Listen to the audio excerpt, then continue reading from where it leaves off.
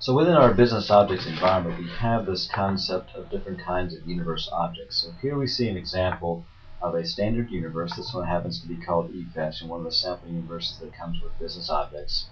So at the top, the first thing we're going to see is the selected universe name, in this case eFashion. Now the universe is going to be composed of several things. So one of the things we've talked about is the concept of the various classes. So each of these little folder icons here is going to be a different universe class. Time period, store, product, promotions, measures, store details. These are all the different classes. The way we use classes as a designer is to group information together.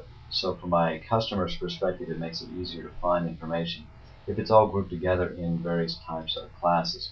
Once we go inside and look inside of a class, we'll see that the class is going to be broken down into several things. One of the things that we're going to see are different kinds of dimensions. So in the store class, we have state, city, and store name as different kinds of dimensions. In addition to having dimensions, we'll also see different kinds of measure items. Measures are the quantifiables. Measures are normally going to be dollars or quantities. So in this particular case, our measures are sales revenue, quantity sold, margin, and discount.